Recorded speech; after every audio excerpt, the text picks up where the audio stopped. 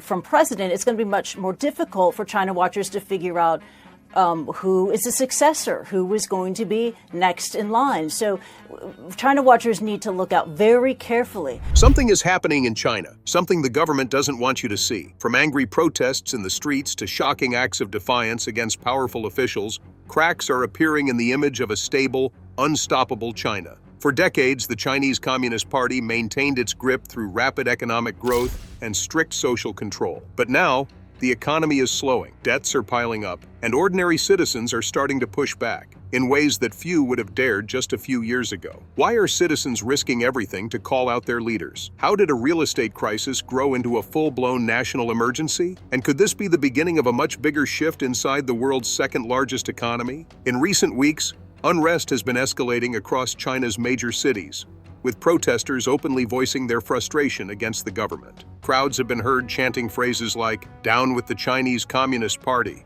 and "Down with Xi Jinping," a rare and risky act in a country where public dissent is heavily controlled. Reports have emerged of violent clashes, with some incidents reportedly leading to citizens attacking and even killing officials. Social tensions appear to be reaching a boiling point as the country's economic stability wavers. This rising tide of anger is happening against a backdrop of mounting financial problems. Just 2 weeks ago, banners promoting pro-democracy messages appeared in major Chinese cities. Now, demonstrations and riots are spreading across the nation. In one particularly shocking case, a protester reportedly killed a local CCP official, an act that was celebrated by some members of the public. A Chinese commentator noted that under extreme economic hardship, the misconduct of CCP officials could trigger public retaliation. Comments like these have sparked concern within the Chinese leadership, suggesting that discontent may be more widespread than authorities are comfortable admitting. At the heart of this unrest is China's struggling economy. For years, economic growth has been the cornerstone of the government's promise to its people, a kind of unofficial social contract that traded political freedoms for rising living standards. However, that balance appears to be breaking down. Many experts have pointed out that China is no longer growing at the 5% rate reported by official statistics. Some even argue that growth may have stalled altogether. Price signals, especially across sectors like manufacturing and real estate, point towards deflationary pressures, which typically indicate shrinking demand and economic contraction. Even if China were growing at around 5%, analysts argue that it would not be enough to solve its bigger structural problems, particularly its enormous levels of debt. China has been battling a debt problem that dates back to the 2008 global financial crisis. At that time, to avoid a recession, the Chinese government injected massive stimulus into the economy, encouraging borrowing on a huge scale. Over time, that debt has ballooned, reaching levels that many economists describe as unsustainable. Now, China is facing a combination of slowing growth, rising debt, and falling confidence. It is a precarious situation. According to observers like Gordon Chang and other China specialists, the risks are not just financial, they are political. Xi Jinping, once seen as consolidating power more firmly than any Chinese leader since Mao, is now viewed as increasingly vulnerable. His decisions to crack down on consumption and double down on exports as a solution to economic slowdown may not be enough to stabilize the situation. China's current strategy seems to involve leaning heavily on exporting more goods to boost GDP. But this path has its limits. Global demand is cooling, especially as Western countries tighten monetary policy to fight inflation. If other economies slow down, China's ability to sell goods abroad will also be affected. Furthermore, there is rising international scrutiny and resistance towards Chinese trade practices, particularly in the United States and Europe, which could make the export-led approach even less viable. What adds more complexity to the situation is the social atmosphere within China. Many citizens are growing disillusioned with the official narrative. There is a visible gap between government reports and the lived experiences of ordinary people. While the government may announce economic growth and recovery, many citizens are struggling with unemployment, lower wages, and higher living costs. Food prices, property prices, and even basic goods are increasingly out of reach for many families, particularly in smaller cities and rural areas. Social media, even with strict censorship, has seen a growing number of complaints and criticisms. Some Chinese netizens openly question the government's handling of economic issues, and call out the widening inequality between ordinary citizens and the political elite. These small acts of defiance, when multiplied across millions, create a dangerous undercurrent for a government that relies so heavily on control and stability. Another factor contributing to the current unrest is the changing demographics of China. The younger generation, often better educated and more aware of global standards of living, are less willing to accept the hardships their parents endured. They want good jobs, the ability to buy homes, and the chance to live a comfortable life. When faced with high unemployment and stagnant wages, their frustration becomes a powerful force. According to reports from inside China, the unemployment rate among urban youth has been particularly worrying, with some estimates putting it at over 20%. For a society where personal success is closely tied to academic achievement and hard work, the reality of graduating into a jobless economy feels like a betrayal. The government has made attempts to address some of these concerns. For example, by promoting initiatives to encourage entrepreneurship and technological innovation. However, these efforts are undermined by broader crackdowns on private businesses and a political climate that discourages risk-taking. Entrepreneurs who previously helped drive China's economic miracle are increasingly cautious, worried about unpredictable regulatory changes and political reprisals. In this context, the protests are not just about political freedom. They are about broken promises. The idea that if people worked hard, studied, and followed the rules, they would have a better future. With that dream slipping away, the anger now directed at the Communist Party is as much about survival as it is about ideology. The Chinese leadership has a history of managing protests by cracking down hard in the short term while offering economic concessions to cool public anger. It remains to be seen whether this tactic can still work today, especially when economic conditions are much tighter and the scale of dissatisfaction appears broader. In a country where political dissent is often met with swift and harsh consequences, this protest stood out for both its bravery and the clarity of its message. Reports indicate that the protester responsible for the act, a 27-year-old named Mila Xinglin from Sichuan province, had spent an entire year preparing for this moment. According to information shared on Chinese social media and relayed through various independent outlets, Mila knew the risks he was taking, but decided that the message was worth any personal cost. Shortly after the protest, all contact with Mila was lost. Although Chinese state media has remained silent on the incident, it is widely believed that he has been detained by authorities. Those familiar with how political dissidents are treated in China have little doubt about the consequences he now faces. Mila's final words before disappearing were reportedly, "All I wish is for democracy in China. Foreigners do not understand the courage it takes to do this." This powerful event highlights an important truth that is often overlooked. The biggest victims of authoritarian regimes are almost always their own people. While international debates about China often focus on trade, diplomacy, and military power, inside the country, ordinary citizens are fighting daily battles for basic rights and dignity. In recent years, the Chinese Communist Party, CCP, has tightened its grip on society even further. Freedom of expression, assembly, and the press have all been heavily restricted. Censorship is widespread across traditional media and the internet. Yet despite these challenges, there is a growing sense of frustration bubbling just beneath the surface. The fact that banners calling for political reform could be hung in a major city like Chengdu is a sign that some individuals are willing to take enormous personal risks to express their dissatisfaction. This kind of protest is especially significant because Chengdu has often been portrayed, particularly by foreign influencers and media, as a modern and vibrant city, a place that symbolizes China's progress. Influencers on platforms like TikTok often show a version of Chengdu filled with glitzy shopping centers, lively food markets, and trendy coffee shops. While those images are not false, they represent only one part of the reality. The other side is a society where dissent is crushed, inequality is growing, and opportunities are becoming harder to access for ordinary citizens. In authoritarian systems, governments work hard to control the image presented to the outside world. However, every now and then, events like this protest pull back the curtain and reveal the deeper struggles that many face daily. Beyond this single act of protest, there are broader signs that frustration with the government is increasing, especially among the youth. In the days following the banner incident, Chinese social media platforms, even under heavy censorship, saw a spike in posts criticizing Xi Jinping's leadership. Some young people are becoming more vocal, even though they know their post could be deleted or their accounts suspended at any moment. One recent post, widely shared before being removed, expressed anger about the government's handling of the ongoing trade war with the United States. The young author pointed out that while officials speak of fighting for national interests, it is the common people who bear the brunt of the consequences.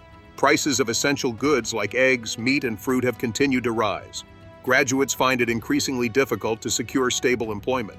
Internet companies are laying off workers, factories are shutting down, and small businesses are closing their doors. The author questioned why, in the middle of such hardship, the government focuses more on maintaining an image of toughness rather than addressing the people's real needs. In their words, if the country's leaders truly cared about us, they would focus on making our lives better, not just making a tough face for show. The frustration expressed in posts like these shows a growing gap between the official government narrative and the lived reality of everyday citizens. While the CCP frames economic challenges as necessary sacrifices for greater national strength, many young people are asking whether the sacrifices are worth it, and more importantly, who really benefits from them. It is clear that the new generation is less willing to accept hardship in silence. They have grown up with more exposure to the outside world, even if it is limited. They understand that economic struggles are not inevitable, and that different systems produce different outcomes. Their rising dissatisfaction does not necessarily mean they are calling for immediate revolution, but it does suggest that loyalty to the government can no longer be taken for granted. Another important factor is the role of social media. Despite the state's efforts to control it, platforms like Weibo and WeChat, while heavily monitored, still provide brief windows for people to share frustrations and organize discussion. Although censors work quickly to delete politically sensitive material, the very speed and force with which they do so indicate that the authorities are worried about how fast discontent can spread. In authoritarian regimes, where political alternatives are rarely discussed openly, even small acts of protest can have an outsized impact. They remind people that they are not alone in their frustrations. They can inspire others to speak out, even if only in subtle ways. While it is unlikely that a single protest or social media post will bring about immediate change, they contribute to an atmosphere where more people begin to question the system. Historically, some of the most significant political movements have started from small, seemingly isolated acts of defiance. In Tunisia, for example, the Arab Spring was ignited when a single street vendor set himself on fire to protest against government corruption. Within weeks, that single act had sparked a wave of revolutions across the Middle East. China's real estate sector has long been seen as a pillar of its economic growth. For decades, property development and rising home prices have fueled a sense of prosperity among citizens and provided steady revenue for local governments. However, cracks in the system have been forming for years, and today those cracks are widening into serious fractures. Public protests are on the rise, frustration is spilling into the streets, and the dream of home ownership, once a cornerstone of the Chinese middle-class aspiration, is turning into a nightmare for many. Recent footage from Guangdong province shows angry homebuyers gathering outside government buildings, chanting slogans such as, "Give me back my house," and "Down with the profiteers." These protesters are not political activists in the traditional sense. They are ordinary citizens who poured their life savings into unfinished apartments, only to find themselves abandoned by developers and ignored by authorities. Some have launched dozens of rights protection actions, but progress has been painfully slow or non-existent. For many of these homeowners, buying property was not simply an investment, it was a form of security, a way to plan for the future. In China, real estate has a particular cultural significance.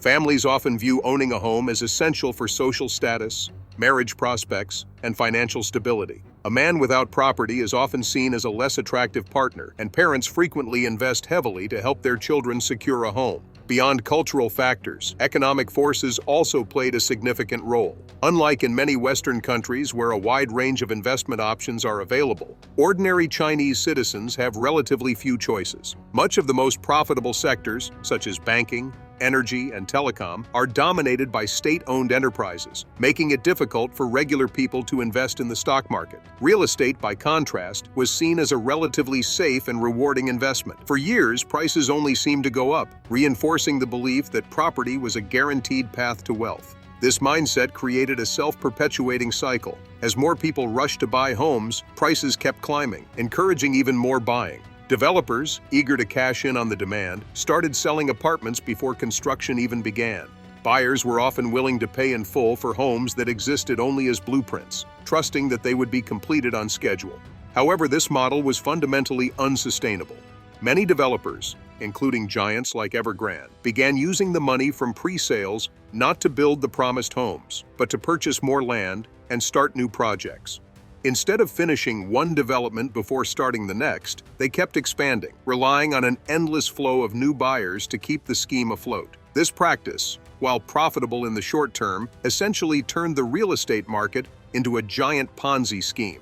The situation was further complicated by the role of local governments. In China, land is owned by the state, and local authorities lease it to developers as a major source of revenue. In some regions, up to 50% of local government income came from land sales. This created a strong incentive to encourage ever more construction, regardless of whether it was sustainable. Officials had little reason to crack down on risky behavior by developers, because they were directly benefiting from it. As a result, China's cities became dotted with ghost cities, vast developments of empty apartment blocks, built not to meet genuine housing demand, but to fuel economic growth and meet local government revenue targets. For years, these ghost cities were treated as a curiosity by foreign media.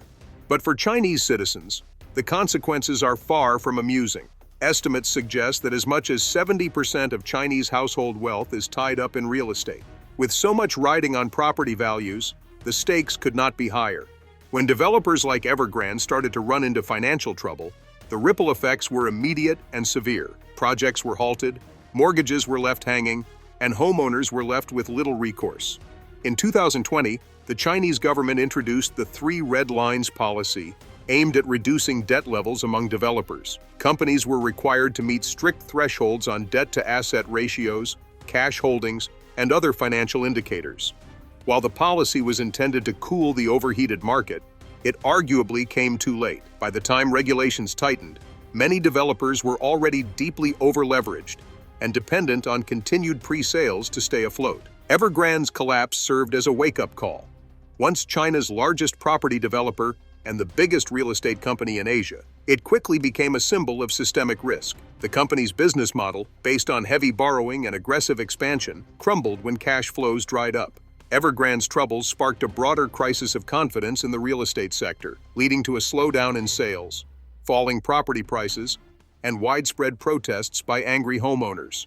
The consequences are visible across the country. Buyers are refusing to pay mortgages on unfinished homes. Developers are struggling to raise funds to complete projects. Local governments, which relied heavily on land sales, are facing revenue shortfalls. The real estate slowdown is dragging down broader economic growth, and the government faces mounting pressure to intervene. What makes the situation even more challenging is that the problems are structural, not cyclical. This is not simply a temporary downturn caused by external factors. It is the result of years of unchecked speculation, risky financial practices, and misaligned incentives. Fixing it will require deep and painful reforms, something the Chinese leadership has traditionally been reluctant to undertake when growth targets are threatened. At the same time, the public mood is shifting. Home ownership is no longer seen as a guaranteed path to wealth. Young people facing uncertain job prospects and rising living costs are questioning whether it even makes sense to buy property at all. The idea that house prices only go up has been badly shaken, and with it, the trust that underpinned one of China's most important economic engines. In recent months, there have been reports of isolated violence related to property disputes. In one case, owners of unfinished homes in Guangdong protested repeatedly, only to be met with police force. Some homeowners have been beaten and detained for demanding that their legal rights be respected. In another incident, linked to disputes over demolition compensation, a local CCP official was beaten to death by an angry petitioner. Although details remain sketchy due to heavy censorship, these events point to a dangerous trend of growing desperation and anger. The Chinese government faces a difficult choice. It can attempt to prop up the real estate market through more stimulus and subsidies, but this risks adding even more debt to an already fragile system. Alternatively, it can allow the market to correct more naturally, accepting slower growth and potential social unrest in the short term in the hope of achieving more sustainable development later. Neither option is without significant risks. What is clear is that the real estate crisis is not just an economic issue. It is a political one, too. It strikes at the heart of the CCP's legitimacy, which rests heavily on its promise to deliver prosperity and stability. If enough citizens begin to feel that the government is unable or unwilling to protect their interests, the social contract that has held China together for decades could come under strain. Petitioners whose homes had been demolished were promised financial compensation, but many found themselves waiting endlessly without receiving the funds they were owed. Frustration over the delays and perceived corruption boiled over when a petitioner allegedly attacked the secretary of the Ayugua subdistrict in Shenzhen's Guangming district, beating him fatally outside the local office. The event shocked many observers, but what was perhaps even more telling was the public reaction that followed. Instead of universal condemnation, there were widespread expressions of sympathy for the attacker and harsh criticism directed at the deceased official. Online comments, where they were not immediately deleted by censors, suggested that many citizens blamed local government corruption for pushing ordinary people to such extremes. One commenter stated that under economic hardship, the CCP's wrongdoing would inevitably spark public retaliation. Another wrote that while violence should never be encouraged, the government must acknowledge the root causes that drive citizens to act out in desperation. This kind of reaction reflects a growing disillusionment among the Chinese public. For decades, the CCP has relied on a combination of economic growth and strict social control to maintain its legitimacy. However, as economic conditions worsen and stories of corruption multiply, trust in local and national authorities is starting to erode. It is not the first time that local government practices have been linked to public anger. In fact, much of China's social unrest in the past decade has been tied to property disputes, land seizures, and abuses of power by officials. Compensation promised to displaced homeowners is often delayed or withheld, and those who protest are sometimes intimidated, detained, or simply ignored. While the central government frequently blames these problems on rogue local officials, the fact remains that the system itself often creates incentives for corruption and abuse. Beyond isolated incidents, there is also broader dissatisfaction with government decisions at the national level. One example that sparked considerable public debate was Xi Jinping's decision to ban Chinese airlines from purchasing aircraft from the American company Boeing. The move was framed as a way to support domestic manufacturing and reduce reliance on foreign suppliers. Chinese airlines were encouraged to buy planes from the state-backed manufacturer Comac, particularly its new C919 jet. However, trust in domestic aircraft manufacturing has been difficult to build. A widely circulated image showed a C919 aircraft that had reportedly ended up damaged in a farmland area during a test flight, raising serious concerns about safety and reliability. While setbacks in developing new aircraft are common worldwide, the contrast between Xi's demands for national loyalty and the reality of technical challenges did not go unnoticed. Many pointed out the irony that Xi himself continues to fly on Boeing aircraft, while urging others to abandon them for nationalistic reasons. Incidents like this reinforce a broader narrative of double standards, one where ordinary citizens are expected to endure hardship in the name of national pride, while elites remain insulated from the consequences of their policies. This perception of hypocrisy has been damaging to the CCP's image, particularly among younger generations, who are more skeptical and better informed than ever before. Another area where government decisions have backfired involves trade relations. China's ongoing trade war with the United States has been portrayed domestically as a necessary fight to protect sovereignty and economic independence. However, as tariffs rise and trade slows, the costs are being felt most heavily by workers and small business owners. Factory closures, job losses, and shrinking opportunities have made life increasingly difficult for millions of Chinese citizens. The CCP's official stance is one of strength and resilience. It argues that the country must endure short-term pain for long-term gain. But among many citizens, there is growing doubt about whether the leadership truly understands or cares about the struggles they face on a daily basis. It is one thing to ask people to tighten their belts during hard times. It is another when those asking continue to live in luxury and privilege. The combination of economic hardship, political dissatisfaction, and perceived hypocrisy is creating a volatile mix. Small protests, isolated acts of violence, and online expressions of dissent may seem manageable in isolation, but together they point to a deeper and more systemic problem. When citizens lose faith in the fairness and responsiveness of their government, the risk of broader unrest increases. The Chinese government is aware of these risks. In response to the rising tensions, authorities have intensified efforts to control the narrative. Censorship has become even stricter. Online discussions about protests and economic issues are quickly deleted, and state media continues to focus on stories of unity and resilience. Security forces have also been mobilized more aggressively, with a greater presence at potential flashpoints and a crackdown on known dissidents. Despite these efforts, it is increasingly clear that control alone may not be enough to restore confidence.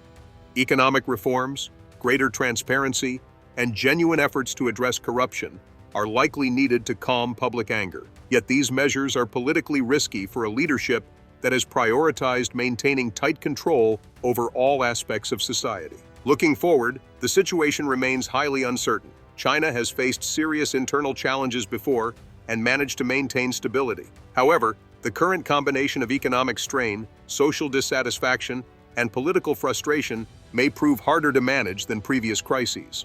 Unlike in the past, when rural unrest or localized protests could be isolated, today's challenges are more interconnected and more visible thanks to technology. Moreover, the global context has changed. China's economic model, which relied heavily on exports and massive infrastructure spending, is under strain. Trade tensions with the United States and Europe, slowing global demand, and domestic debt issues mean that the easy days of rapid growth are over. Without robust economic performance to underpin social stability, the CCP faces a more complicated and dangerous landscape. In the short term, it is likely that the Chinese government will continue to rely on its traditional playbook: tighten control, suppress dissent, and attempt targeted economic stimulus to relieve pressure points. In the longer term, however, more fundamental questions will need to be addressed. How can the government rebuild trust among citizens? How can it create a more sustainable economic model that offers real opportunities to the younger generation? And how can it adapt its political structures to a society that is no longer willing to remain silent in the face of hardship and injustice?